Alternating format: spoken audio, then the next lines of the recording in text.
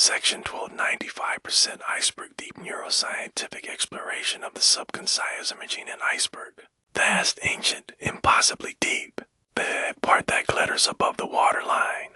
Conscious mind is breathtaking in its crystalline clarity, but it represents, researchers now estimate, only about 5% of the total structure. The other 95% exists below the surface, cold, dark, enormous, and utterly alive.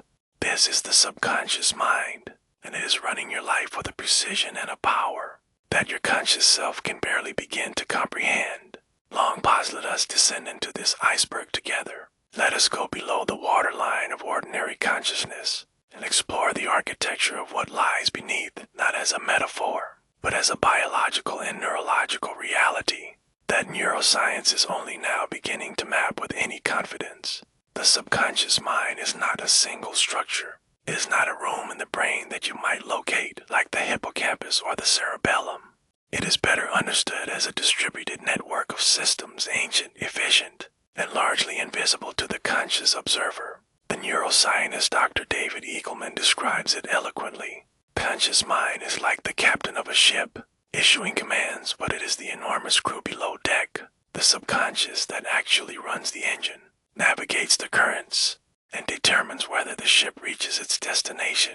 Deep breath on of the most critical components of this subconscious architecture is the limbic system, a set of structures that lies deep in the brain, beneath the evolutionarily newer cortex wrapped around the brainstem like a protective embrace. The limbic system is often called the emotional brain.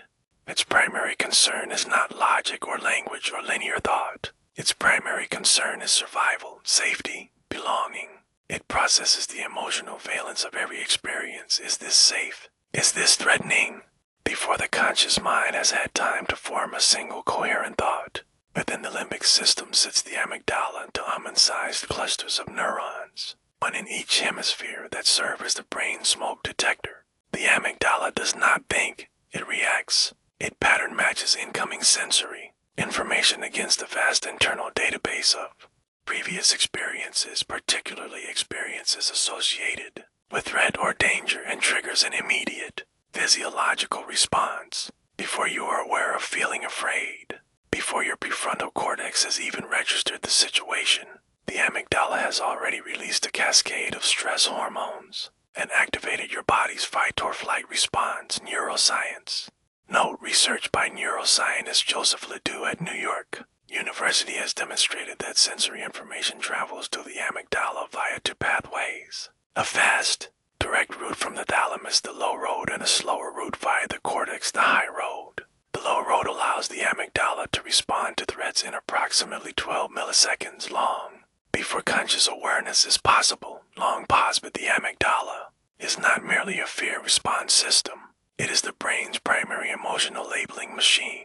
It attaches emotional significance to memories, to people, to situations, to symbols.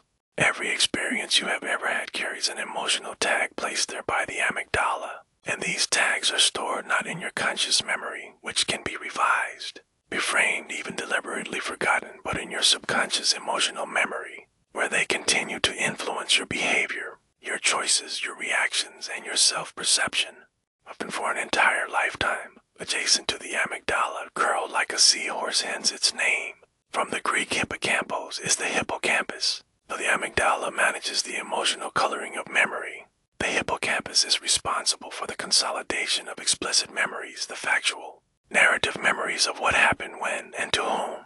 Together, the amygdala and hippocampus form a kind of memory partnership. The hippocampus records the story. The amygdala records how it felt. And feeling, as every therapist and neuroscientist now knows, is what makes a memory stick. Deep breath, moving deeper into the subconscious architecture. We encounter the basal ganglia, that group of subcortical nuclei that form one of the most powerful autopilot systems in the human brain. The basal ganglia are the seat of habit. They are the neural structures responsible for the automation of learned behaviors, for the fact that you can drive a familiar route while thinking about something else entirely, for the fact that you reach for your phone before you have consciously decided to, for the fact that the same argument plays out in your relationships with the same script, almost word for word, year after year, Once a behavior or a thought pattern is processed by the basal ganglia and encoded as a habit, it no longer requires conscious attention to execute. It runs automatically, efficiently, beneath the threshold of awareness. This is, in one sense, an extraordinary evolutionary gift. It frees up the conscious mind for novel situations that require active problem solving. But it is also, in another sense, profound limitation because it means that the vast majority of your daily behavior, your emotional reactions, your self-talk, and your relational patterns are being generated not by your conscious intention, but by subconscious programs installed long before you had the cognitive capacity to evaluate them.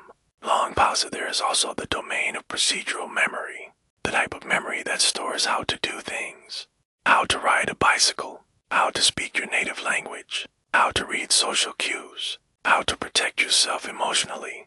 These procedural memories are stored in a distributed network that includes the cerebellum, the basal ganglia, and the motor cortex. They are not accessible to conscious recall. In the way that episodic memories are, you cannot remember learning to walk in the same way. You remember your first day of school. They exist as pure embodied knowledge encoded in the body-brain system, expressed automatically through behavior. And this is perhaps the most humbling revelation of modern neuroscience. Conscious mind does not have privileged access to its own operating system.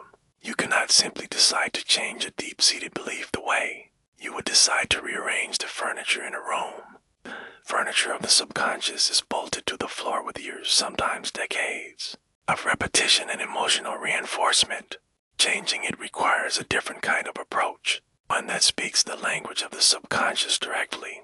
Deep breath. What language does the subconscious speak? Not words, not logic, not linear argument. The subconscious speaks in emotion, repetition, imagery, and story. It speaks in the language of feeling. It responds to the familiar, to patterns it has encountered before. It is most receptive during altered states of consciousness, during hypnosis, during deep meditation, during the creative flow state, and during the extraordinary liminal space you are inhabiting right now. Feel yourself sinking deeper now. Conscious mind, that brilliant, relentless, questioning captain, is beginning to rest. And in its resting, the enormous, ancient crew below deck is becoming available, not as an enemy to be conquered, but as an ally to be understood, as an architecture to be gently, lovingly renovated. Long pauses. Subconscious also communicates through the body. The psychologist Wilhelm Reich observed in the early 20th century what modern somatic therapists and neuroscientists now confirm. Body is not separate from the mind. It is the mind extended downward into flesh and bone. The chronic tension in your shoulders, the tightness in your jaw, the shallow breath that has become habitual, these are not merely physical phenomena. They are the body's expression of subconscious beliefs about safety, worthiness, and belonging. They are the iceberg rendered in muscle and FASCIA dots. So as you lie here now, allow the body to speak. Notice where it holds, where it guards, where it braces against something it expects, but that is not here, not tonight, not in this safe and quiet space. And whisper to those places in the language the subconscious understands. You are safe. It is over. The night is gentle, and you are already beginning to change.